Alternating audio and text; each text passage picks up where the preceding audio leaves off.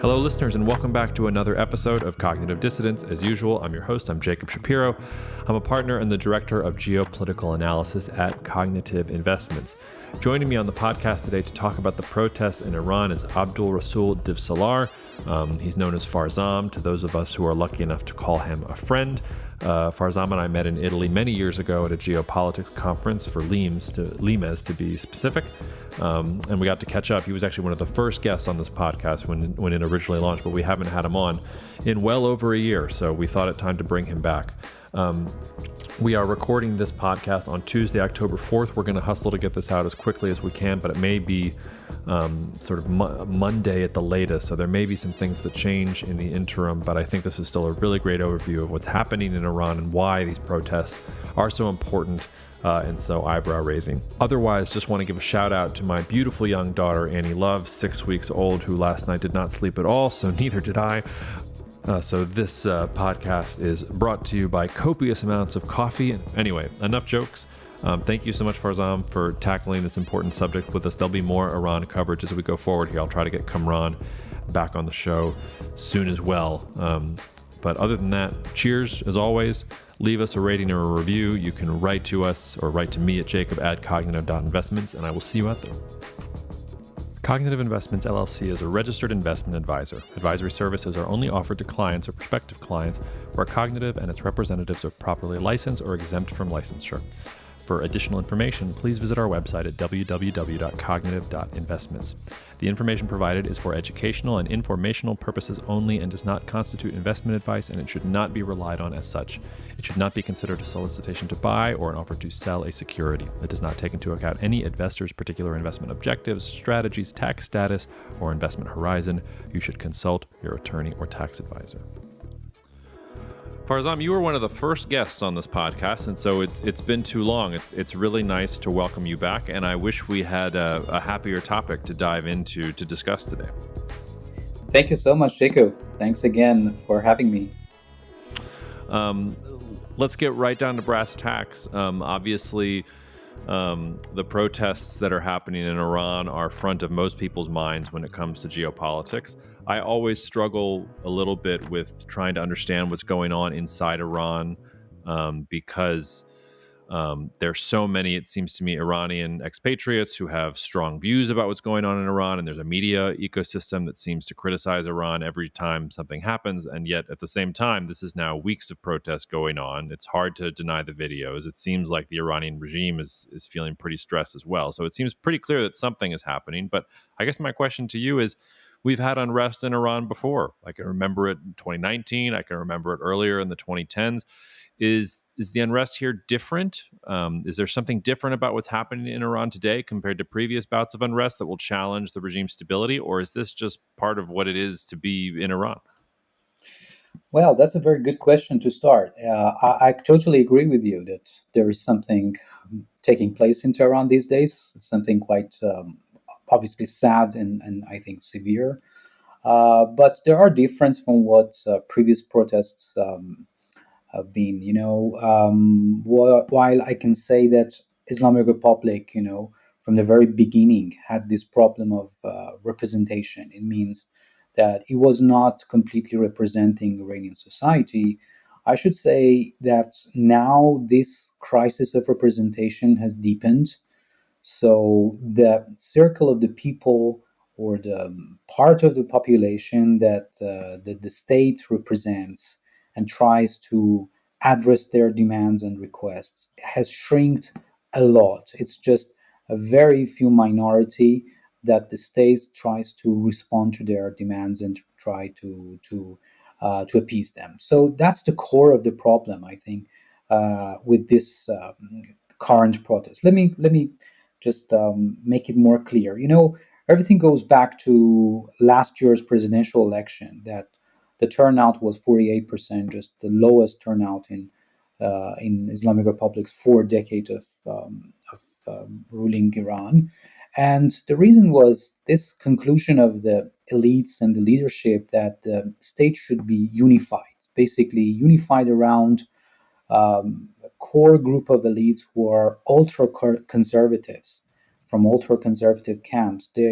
they basically set the scene in a way that it's prevented any other alternative political group like reformists, like moderates, to come up in the election.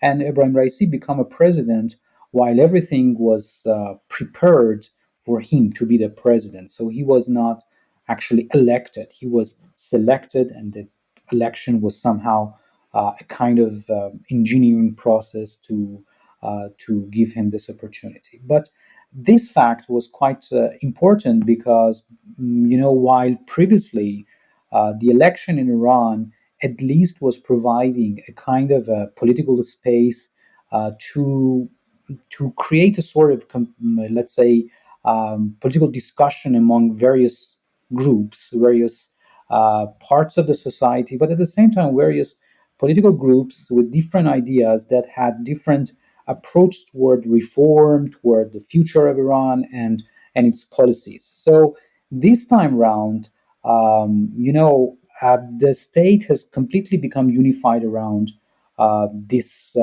group of ultra conservatives, and they have found the chance to go ahead with parts of their policies, which for a long time they were discussing some sort of social policies that represents again that very minority mindset.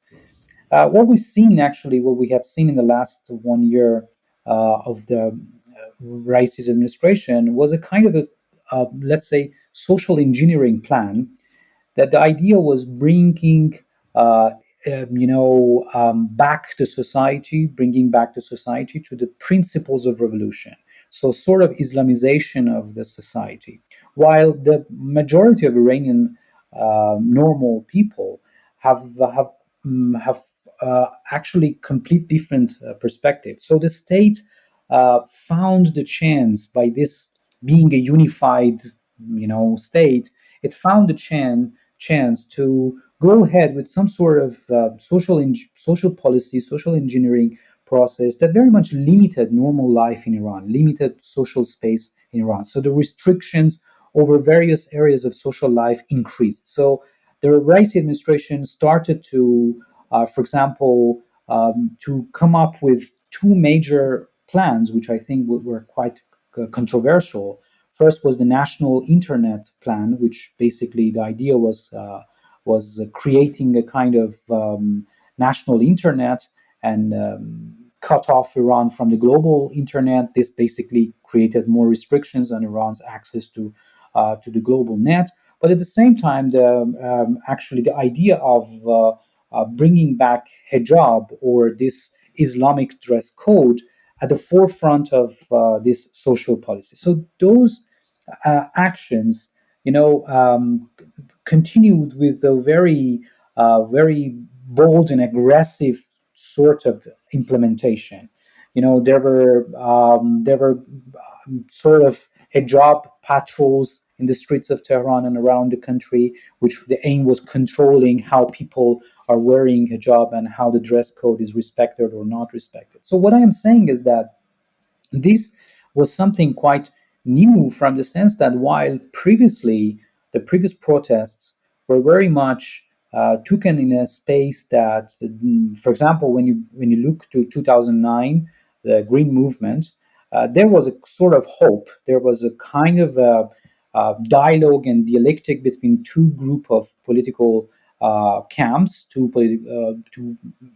group like reformists and conservatives, that they had a sort of discussion about the future of Iran. But this time around, actually, this unification and this complete power state to go ahead with whatever it thinks that society should do has basically cut off the state-society relationship. So what I'm saying is that there is a huge growing state-society divide these days inside Iran. The government is not representing majority of the society, and the society believes that by this closure of political space, there is no hope for reform or for changing the situation. That's why they choose coming to the public space, to the street, to protest and to forcefully at least try to change the situation. This is completely different because it is telling us a kind of a new perception of the closure of the hope. There is no hope now for reforming of Islamic Republic. There is no hope among society that, look, we can probably through a political way change the how state is adopting policies, because basically the state has closed the political space, any political participation of the normal majority Iranians into its decision making cycles. I'm not arguing that, for example, in 2009 the political participation was perfect, or it was a very good situation there. Of course, at that time, even the Ahmadinejad second round was faced with this sort of suppression of reformist and Musavi, but at the same time, still there were hope for future. Rouhani administration comes up with this slogan of hope. So Raisi administration is in a completely different situation. Yeah. You're painting a pretty grim picture. Where is the supreme leader in this? So, I mean, Supreme Leader Ali Khamenei, I feel like there's been speculation about his health also for years, if not decades. It seems like he's always right on death's door, at least as it's reported in Western media. But then he always comes back and reappears. Those whispers have gotten louder in the last couple of weeks. If you read, Wall Street Journal and Reuters and things like that, it's Khamenei hasn't been at the strategy meetings and he hasn't been able to do anything, and maybe he's anointing his son as a potential successor. We're recording here on Tuesday, October 4th. It looks like he came out today and made some kind of statement talking about how, the situation was very sad about the woman who died, but these protests were planned and it's a conspiracy and this, that, the other thing.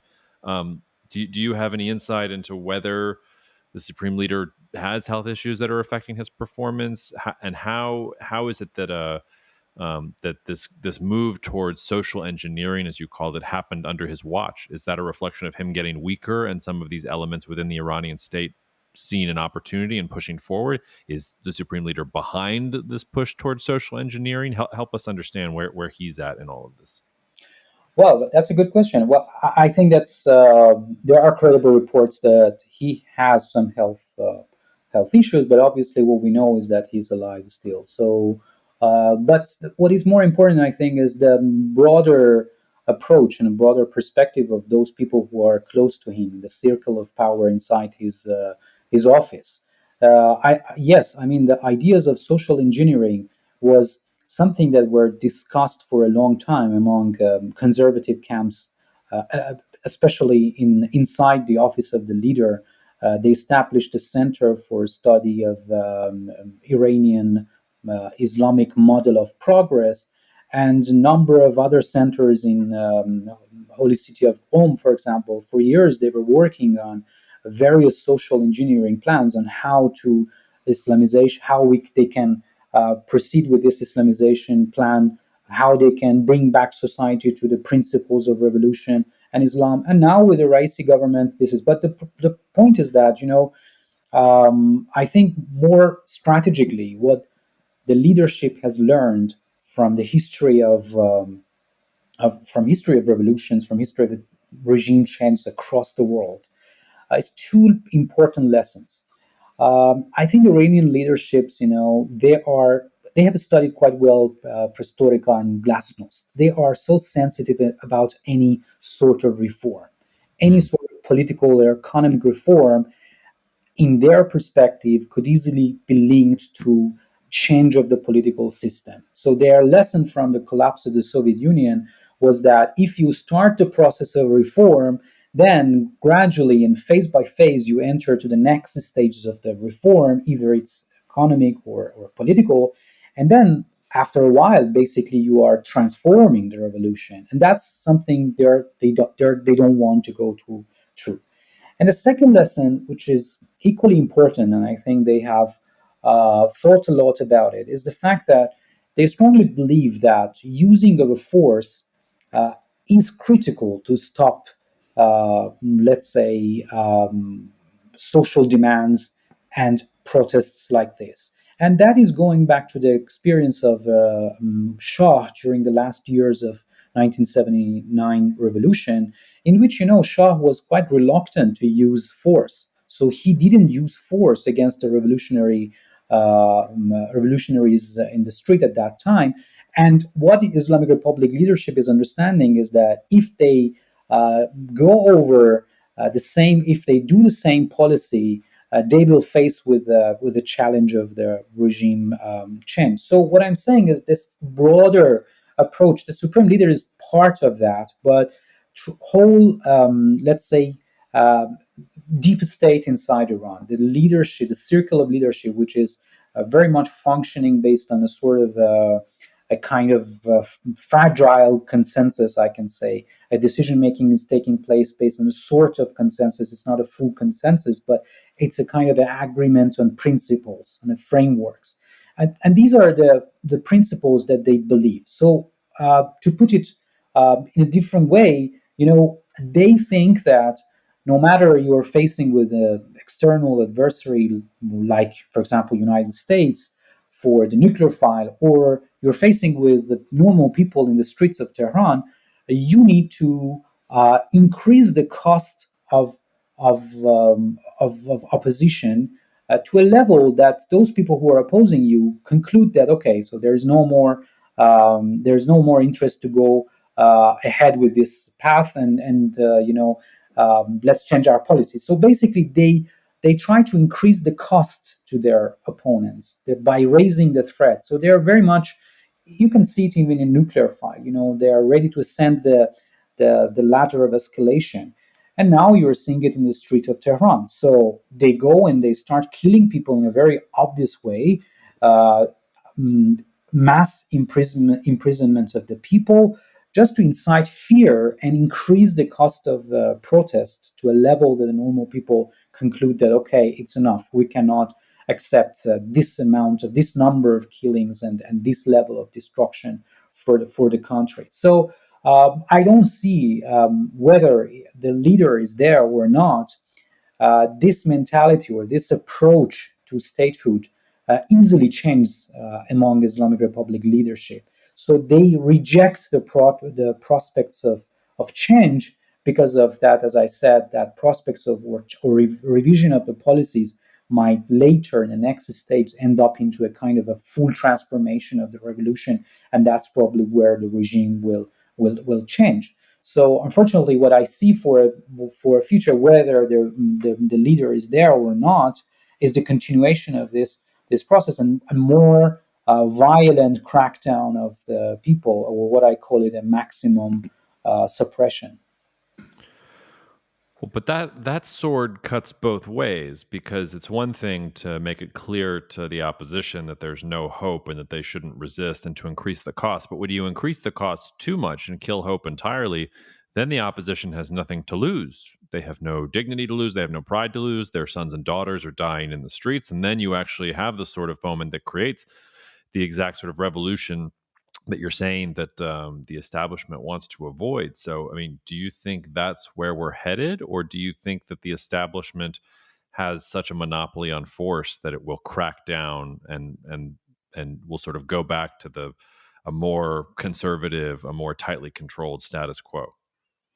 Well, I think that's the last point that you mentioned. There is a huge concentration of force and monopoly of the tools of violence in Iran. So I think the loyalty of the armed forces and those deep states to the revolution is still very high, and that's where they have invested throughout these 4 decades hugely. So there is a huge interest for the deep state, and what I mean by deep state is RGC, Revolutionary Guard, the Ministry of Intelligence, the Artesh even itself, and all these security apparatus, that their interest, I mean, their personal interest and their institutional interest in the continuation of the current status quo, and they have an absolute monopoly over the tools of violence. So I think they are quite confident about the fact that their suppression capacity is higher than what people can bring to the street. And you need to remember that we're talking about roughly 20-25% of the population that are supporting the regime because of various reasons. Their interest, they're part of that power circle. So if anything changes, they lose their power status, and so on.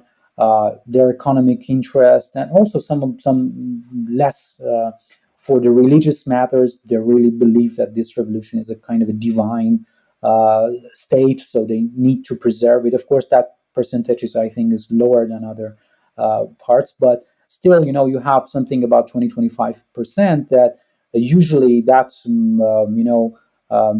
security apparatus and deep state are part of, are included into that 20-25%. So a kind of complex situation, because at the same time, what you are saying is right. The too much of killing can, exacerbate the situation. But I think the understanding of Iranian leadership is that they have more superior suppression capacity than what society can bring to the street at this moment.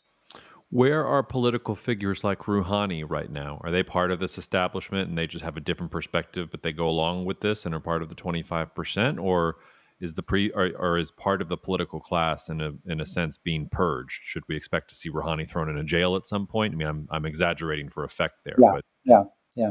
I don't think so. They're all part of this political establishment that, in one way or another, they're benefiting from the status quo.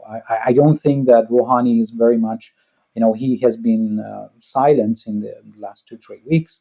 I don't expect that they come up with some sort of a complete opposition to the leader's policy or the security apparatus policy. So, and basically also people on the street, they're not asking for any sort of leadership that is coming out from from the current political establishment. This is different from the 2009, that you had one candidate who was part of the election, and he lost the election, so he brought his supporters to the street. This time around is different. You don't have a kind of a leadership, or there's no established political figure who is emerged as a kind of a leader. It's a more social and very much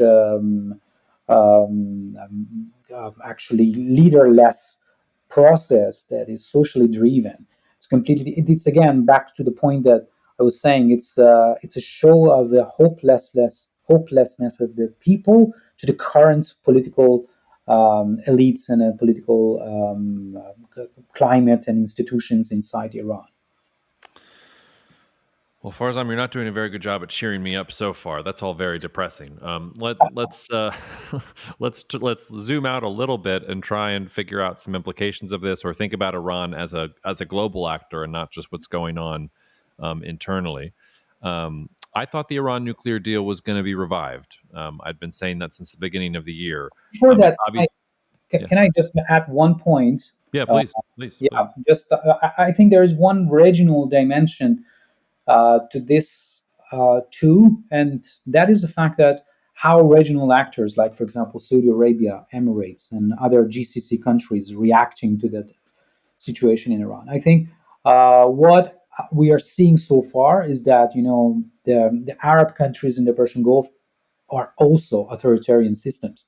They also have many similar sort of problems with what we see in Iran. So they are not coming up to support normal Iranians or making a very harsh criticism of the Iranian establishment, or supporting a sort of this type of revolution, because this is a fear that this might be a kind of let's say spread it throughout the region, and somehow in future creates more problems for them internally. So you don't have any regional external pressure on Islamic Republic to change its course. At the same time, when you look to the US policies or European policies, again, the great power politics here is also playing a role in a not constructive way, because US and Europe are not really acting as a powers or as external actors that can contribute to the change that the Iranians are looking after. There is a nuclear deal that is the discussion is taking place these days, and I think U.S. is very much more concerned about the nuclear deal rather than the regime change in Iran, or supporting the freedom movements inside Iran. So in this very complex international relation surrounding the protests, what I'm saying is that Islamic Republic have found a very good opportunity to suppress as much as it can. There's no major external pressure or external factor that can limit what the state is doing inside with its own people. I guess so. I think you're underselling the. I mean, the United States has been trying to foment regime change in Iran for literally years, and it's been failing at it. But it doesn't seem to be able to push it that far forward. But I take your point that there are not many things that external actors can do to help the situation in Iran. The Iranian people have to rise up and take those things for themselves. But this also gets back to it's becoming a little bit more clear to me why Iran feels cozier with Russia and with China, because those are authoritarian regimes and they at least speak the same language and there are some common causes there. I hadn't thought to ask you this, but is Russia's overwhelming lack of success in Ukraine going to shake this Iranian regime's faith in Russia as a partner going forward, or even sort of cause it to look within itself a little bit more deeply? Because I think we're looking at a Russian regime that is jeopardizing itself by overstepping and by, to your point, making decisions that don't reflect a majority of what the Russian population wants. Is there some Ukraine hangover or after effect on what's happening in Iran from that point of view? Well, that's a very big question, actually. Iran-Russia relation been so much under spot these days. I think there are two factors quite important here. First is that both countries, both Moscow and Tehran, are facing similar problems. They're under international isolation and international sanctions, severe international sanctions. They have, somehow a similar level of isolation. Then both have problems at home. It's interesting to note that these protests in Iran took place somehow at the same period that many protests took place in Russia after the announcement of the mobilization by Putin, and many people were arrested. There was a complete social mess in Russia over the mobilization. So you have two states having problems at home. And these two factors, I mean, problems outside, isolation internationally, and internal problems, has brought actually Russia and Iran very much close. They are increasingly finding themselves in a similar situation that needs cooperation to overcome their common problems. And there are a number of areas of cooperation they're doing. Part of it simply goes back to economic and trade, which actually relates to this sanctions and isolations that both face. They're now cooperating on, for example, linking their financial systems together, easing trade, or doing some new agreements about tourism, Russian tourism in Iran, and many other agreements that they have signed many years ago, but remained, just on the table and never been implemented. Now they're coming back to those agreements to start implementing them. So, there are a number of areas of cooperation taking place on economic side, but also Moscow and Tehran are very much, politically support each other. For example, if you look in whatever Iranian policy in the Middle East, like Iran's missile program, or like Iran's regional policies, Russia never criticized Iran. That's a kind of a political endorsement of what is Iran policy in the region. So Iran never feels threatened by Russia's criticism over its key areas of contestation with U.S. But they have common projects, like, again, in Middle East, in Syria, they're working together. There's a complete interdependency in Syria between Russia and Iran, in the sense that both strategically follow a common goal, and that is keeping the Assad secure and keeping him in place. And they're cooperating in a very burden sharing manner. Means now that Russians have some problems in providing force to Syria, Iranians are taking some spaces and trying to increase their presence in order to somehow resolve that problem of resource deficit on the Russian side. So there's a sort of kind of collaboration taking place on that dimension too.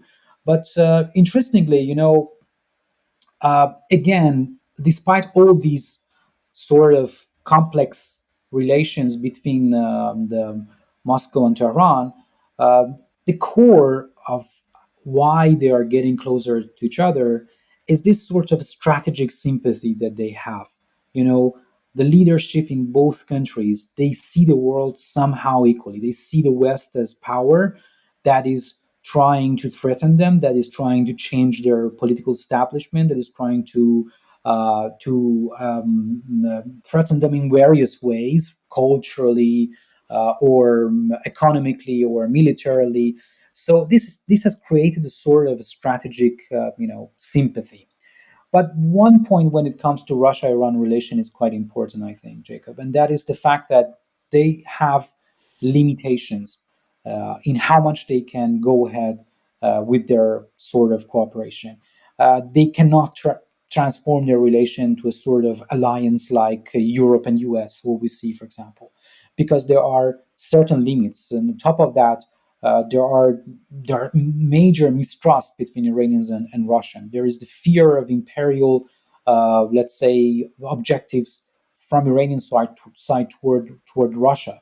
So Iranians have this historical fear toward Russia, that Russia is an occupying power. We should not forget that the last part of Iranian territory, major part of Iranian territory that was taken from Iran was taken by Russians. So Iran lost land to Russia. That has not gone away from Iranian mindset. And at the same time, they have very few shared values. Again, it's not like Europe. It's not like a liberalism that you have some, shared values. There is one Christian country, dominated Christian country, which is Russia, and then there is one Muslim Shiite country. So there are very few values in terms of how society are looking at each other. And if you go deeper to the Iranian Russian society, you see that there's very few people to people connection. While if you look at, for example, Iran and EU, or Europe in general, you see how huge this people to people connection between Iran and Europe is. That's why these are all the things that I think has made Iran-Russia relations a sort of transactional partnership that helps them to overcome the urgencies that they face at some certain situation. Now they're both in crisis. Iran in protest, Russia in uh, internal domestic crisis, at the same time having a war. So this condition, I think has brought them to this conclusion that they should cooperate. I call it a kind of authoritarian alliance. Yeah. Well, turning back to the Iran nuclear deal, because I feel like the Iran nuclear deal was the European/American attempt to attract Iran away from Russia and from the access of authoritarians, if you will. And as I alluded to earlier, I really thought the Iran nuclear deal was going to happen earlier this year. It seemed to me that it was in the U.S. and European interest. We're seeing that with high energy prices right now, and Iran is, potential energy superpower, especially if it can get some Western technology in there. And then for Iran, I mean, for years, as you mentioned, it's been an international pariah. Its markets have been isolated.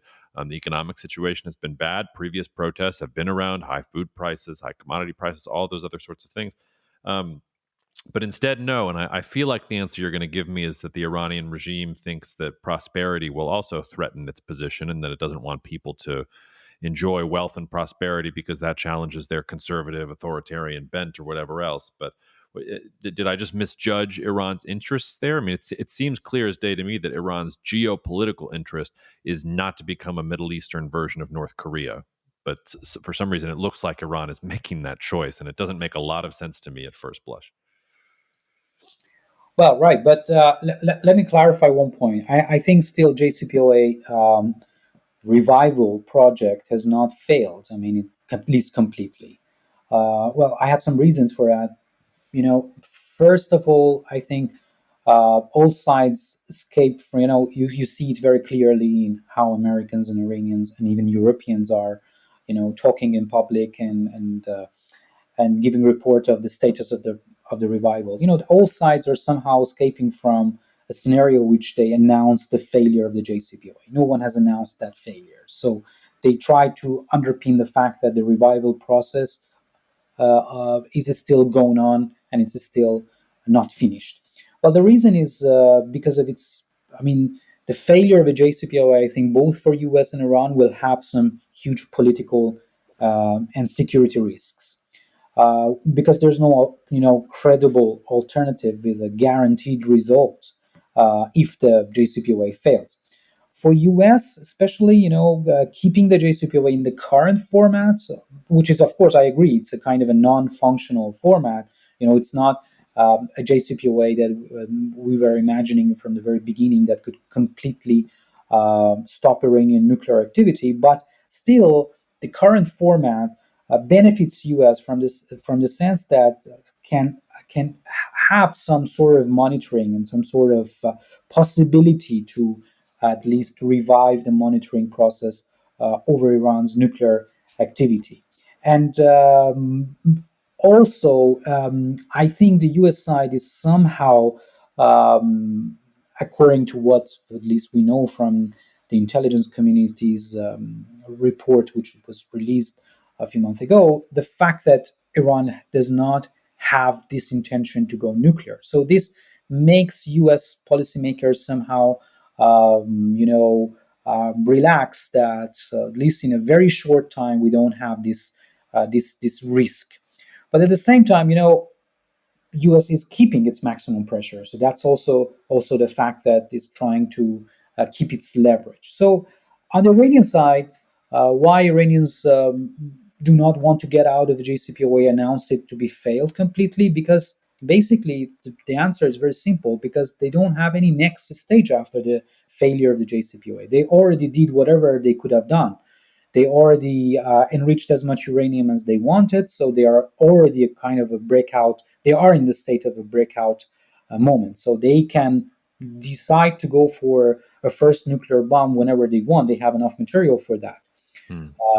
So, what is the next stage if they get out of the JCPOA, and how they can benefit from that? And while I believe strongly that the Iranians do not have this strategic intent to go for a nuclear bomb. They don't see the necessity of that at this moment. They are quite confident with their conventional military capability, so that they don't basically see the security needs of going toward the nuclear bomb. And these are the reasons that I think explains why also Iran do not prefer to announce the death of the process of the revival of the JCPOA. So we're in a situation that both US and Iran somehow are following a kind of a strategy of a slow revival process, a delaying of this process. They see it's still better than announcing it a failed process. So I am, but at the same time, I'm a bit hopeful these days that the protest somehow, you know, might push Iranian government to soften some of its positions regarding the deal.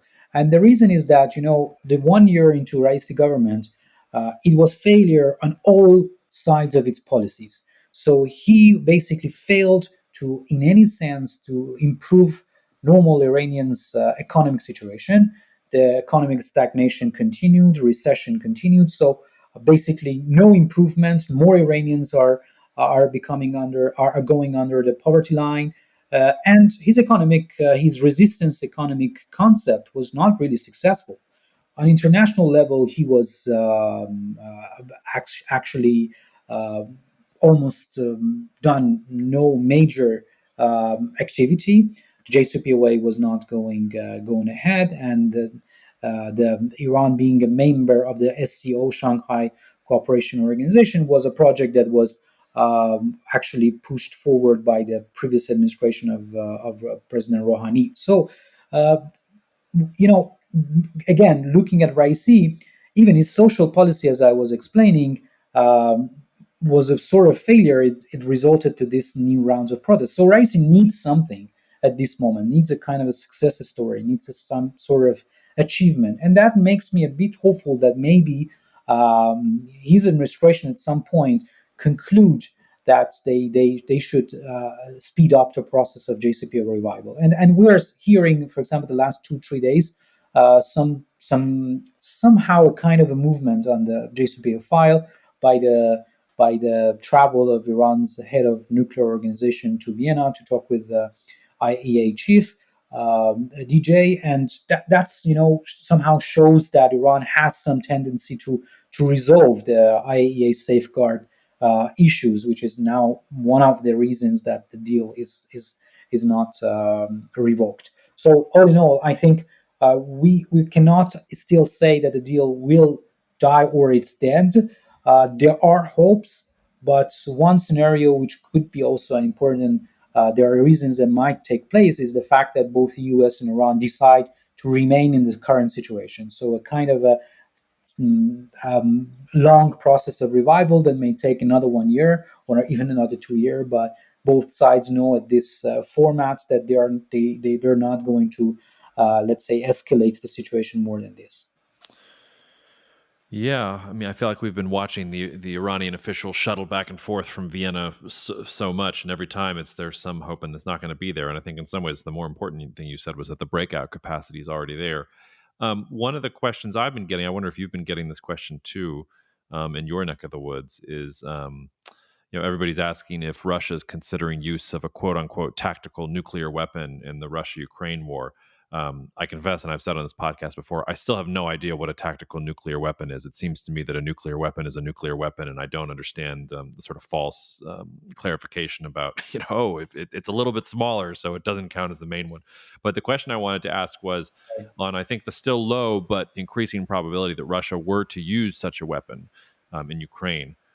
How would Iran react towards that? Would Iran criticize Russia? Would Iran sort of be quiet about it? Would it have any effect on how Iran thinks about nuclear weapons? You said that they're confident in their conventional defenses or their conventional military forces. If Russia used a nuclear weapon in Ukraine, would Iran look at itself in the mirror and say, we're going to need nuclear weapons then, because if the Russians are going to do this, we need to make sure that we're prepared. Maybe others will want to use these weapons. Talk to me about the sort of malleability of Iran nuclear doctrine in that context.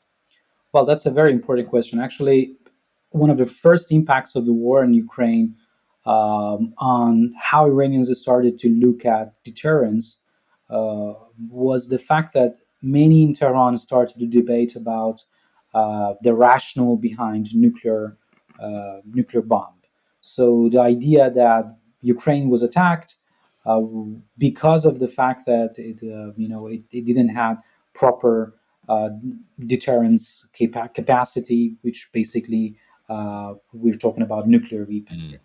So I think that debate very much popped up after the war in Ukraine, and it was the first impact. But this was very much on the surface of this more social debate rather than taking place in a more circles of power or security circles inside Iran. So this has a reason. And the reason is that Iranians decide to go for a nuclear weapon, and their actually nuclear project started in a time that Iran had a serious conventional problems. Iran's military capacity during the 90s, which the nuclear program started to become militarized, wasn't the lowest. Iran has just got out from the Iran-Iraq war, 8 years of the war. So there was no actual modernization plan. Iran has bought few items from Russia. There were some submarines, kilo version of submarines that Iran bought from Russia. There were some MiG 29s that Iran bought. But all these, let's say, new armaments and new arms were not the type that the Iranian army would say, okay, so these are properly enough for responding to our security needs. So there was a kind of understanding in Tehran that their conventional deterrence is very much behind what they need. And remember, because this is quite important when we talk about Iran's nuclear program, this decision to go to become nuclear was taken at a time that U.S. conducted the 1991 Desert Storm operation. This was a massive military operation that was a kind of a revolution in military affair. Basically, U.S. conducted a completely new type of warfare that very much surprised all the outsiders who were studying and looking at the wars, including Iranians. So they started to realize that they are not really capable of withstanding any possible U.S. strike to their country. So the combination of increasing the nature of the threat, the lack of perception of having a sufficient deterrence, all these related to the decision of Iranian leadership at that time to go to nuclear. So I don't see these factors to be present at this moment because of several reasons. First, I think Iranians have a very good confidence in their deterrence capacity because of several reasons. Their strategy was very much based on containing a U.S.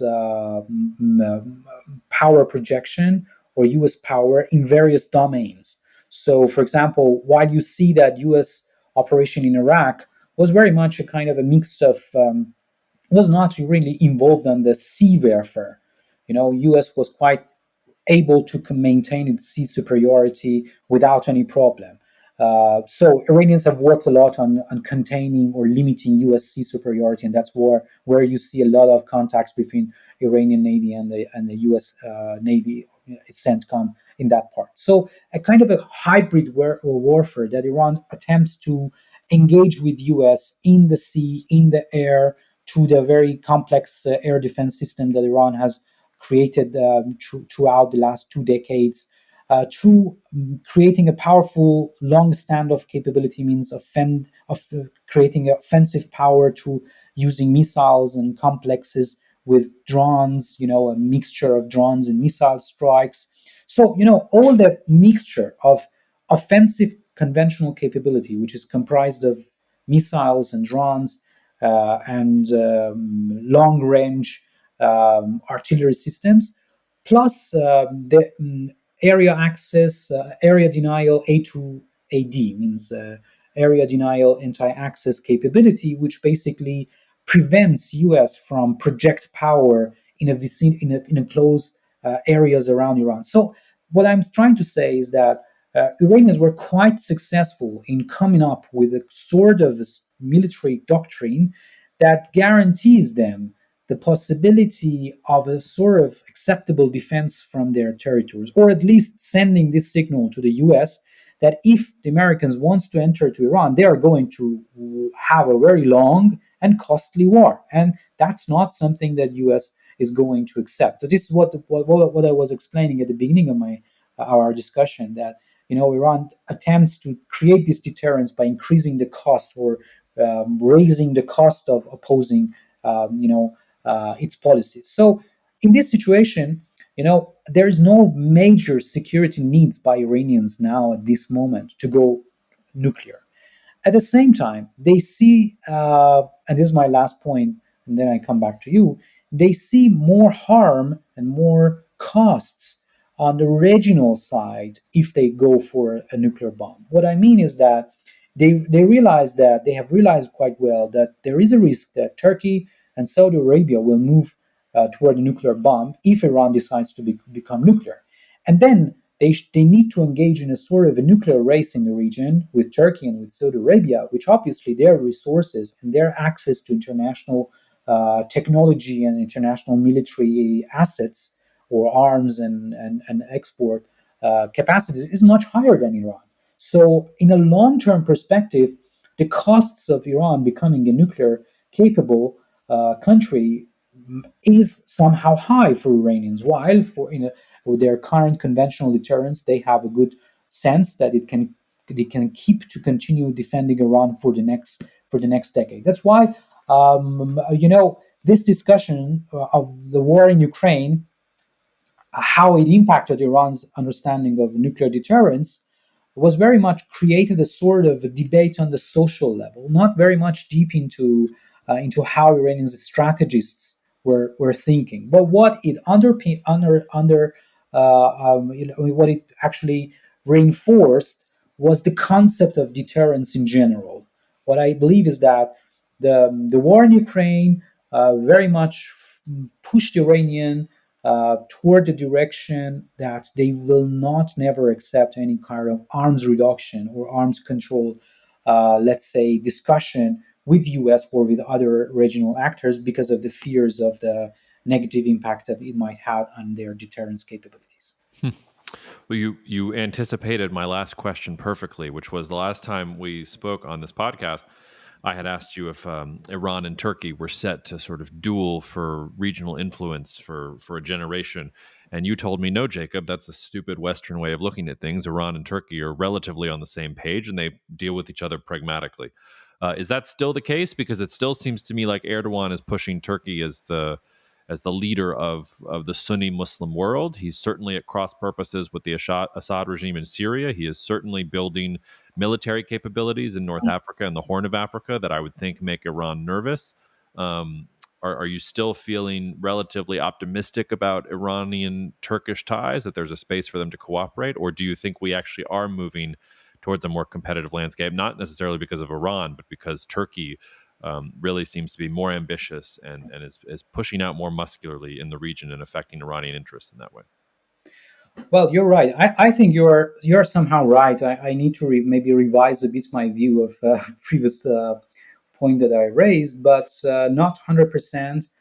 I am somewhere in between. Based on the current developments, I think there is, of course, obviously, there is a growing area of competition between Iran and Turkey. Looking at Caucasus and how the dimension of Nagorno-Karabakh war in Azerbaijan and Armenia took place, very much clearly shows that how Turkey and Iran are standing on two different sides. So it's very interesting that Iran is very much allied with U.S. At this war rather than Turkey. So somehow there is a kind of unwritten shared interest between Iran and U.S. over how they see the future of Armenia. They're both supporting Armenia's independence and integral territory integrity because of of course, various reasons, but in any sense, their objective is the same. While Turkey and Azerbaijan and somehow Israel, they are on the opposite side. They are actually viewing the possibility of creating this, corridor, Zangdor corridor, which is somehow giving this possibility to Turkey to extend its influence and power and cut Iran geopolitically from reaching to Russia by land and to Black Sea by land. So, this is a very obvious and very hot area of competition between Iran and Turkey. There are reports that Iranian army was actually stationed in the border with Armenia in order to enter to Armenia and indeed help Armenians to defend the territories and probably start to counter offensive against the Azerbaijani force inside Armenia. And there's now this growing diplomatic and possibly even military cooperation between Iran and Armenia, and interestingly between U.S. and Armenia. So, yes, you're right. We see some areas of competition.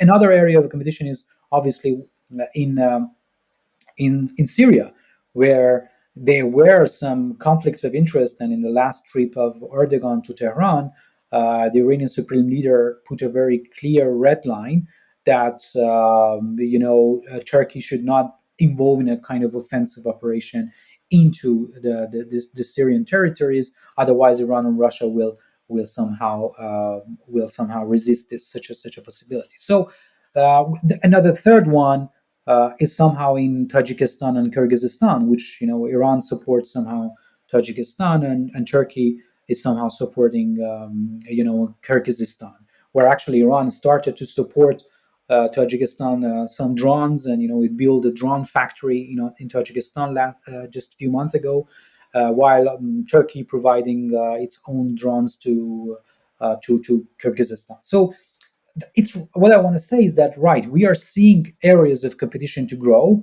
but what I always say between Iran and Turkey, which is I think is important, is the fact that despite these competitions, Iran-Turkey relation is very much like seems like Turkey-Russia relations.